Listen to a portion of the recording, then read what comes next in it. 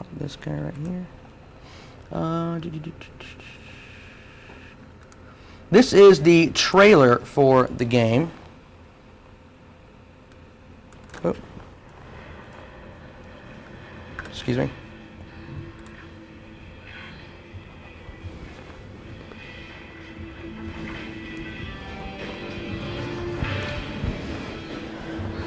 Pay attention to the way that the information's coming to you. They're using ideas and the rhetoric of computers to bring that in, so the text and the display is all tapping into that kind of computer culture.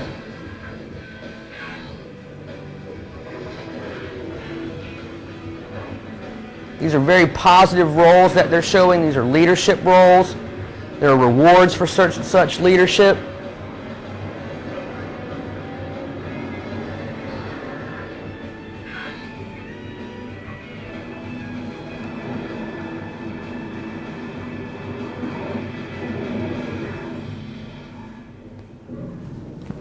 Oh, so let's make them.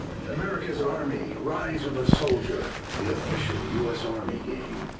One thing also that I find very interesting that you could definitely spend some time talking on is the Army's logos have changed recently. It used to be all you can be, right? Then it was the Army of One, right? Now, we're looking at, this, what you just had here, let's build a hero. You mentioned earlier a struggle between the individual and team goals. And I think you're going to see a lot of that in this game too, because the commercials and their logos all try to connect to someone individually. Look at what the Army can do for you. It can get you into college. It can teach you skills. You're going to be popular. People are going to like you, right? However, what you're going to learn in the game is that you need to work as a team. And these things are more important than your individual goals. Let me show you a little bit of the actual game footage. I had a problem with this in the last class, so let's see if it works this time. Let's see here.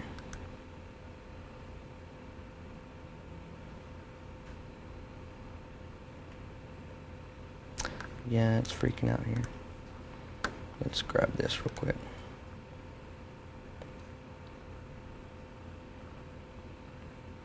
I apologize for the delay while this is going on. Other things that you guys talked about here, somebody mentioned knowing what it's really like, the accuracy of the movie Flags of Our Fathers.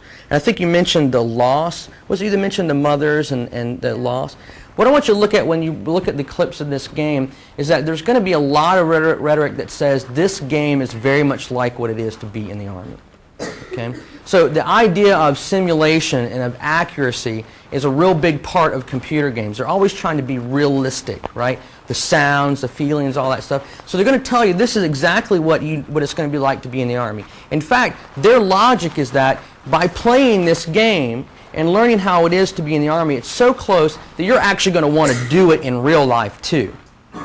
Okay? And so their investment in this is not only proving, or not only to themselves proving, that they believe games can teach you something, but they also believe that games can create an experience that you don't get elsewhere. And the thing that's really interesting, I mean, if you look at film, you guys are watching film, the activity is very, you're a passive consumer of the film. You're watching it, right? It's visuals, it's sounds, right? It's narrative storyline that's coming at you, and you're watching that. And you guys can talk about it in these back channels like you're doing now. But in a game, it's both ways. Not only are you being exposed to the visuals, the sounds, the narrative storyline, but you're also investing yourself into it. You're playing in it. You're creating storylines. How many people play Halo? Right? Okay. How many times have you talked about Halo outside of playing the game Halo? How many people can remember blowing up their friend one time that was just so sweet? Right? Okay. Those are your stories. Those are your stories created in the game itself. That's different than movies. You don't get to have your own story in the movie unless somebody, spilled popcorn on you or something like that. Let's take a look at this.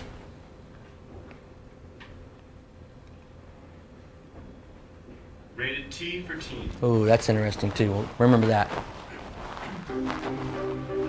Ubisoft is the commercial company that the Army partnered with to develop this game. This is a commercial venture.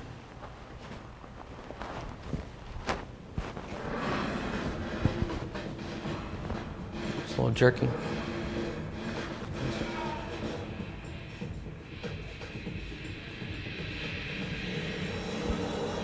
My name is Eric. I'm a captain in the United States Army Special Forces. My name is Major Jason Amory.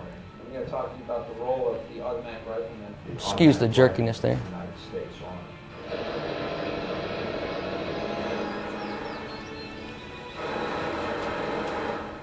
The automatic rifleman is unique to the fire team. He's really the backbone of the fire suppression capabilities that the team has. That's the game, The of automatic course. rifleman is to devastate the enemy. Whenever he's employed, his job is to try to do the most damage to the enemy. Often he's in the precarious position of being the one that the enemy is going to focus Now, on. while you're watching this, notice what you do not see. You see a lot of guns firing, don't you? Do you ever see anybody getting hit? Okay. Squad automatic weapon or assault. It's a belt-fed 5.56 weapon system that's capable of laying down heavy volume suppressive fire. The squad automatic weapon can be used both Okay. for suppression and That- for rifling. That's good enough. One thing that that you might have noticed throughout watching that is that they were constantly flashing real images against the fake images, right? What was that doing? Why were they doing that? What's the reason? Real images against the game images. To make the game look more real? What's their logic behind that? What are they trying to say by putting these real life images against the virtual images? They're trying to say it's just like that, but in reality they're only showing you one side of it, like we were talking about before, because they're showing you in the power and shooting and stuff like that, but they're not showing the devastation, and they're saying it's all that there is this video game, and there's a whole other side of it. And that's a really important thing to keep in mind. Yes, I'll come back to that. I think it's saying that if you can do it in the game, then you can do it in the real one. Ooh, that's good too. So now the opposite side of that idea, right? So, the idea is very postmodern, the idea to look at something and say, okay, what's not there? What we saw is that they were shooting a lot of guns. It was all about the new kind of equipment you can use, but you never saw anybody get shot, did you? In fact, in the game, when you shoot somebody, when you shoot the enemy, there's no blood. There's only a little poof of red like dye. They liken it to a paintball image. You know why they did that? It was a conscious choice. Because they can do it, make it look like blood spilling all over the place. That right there. What is that? That's your rating, T for teen. What does it mean?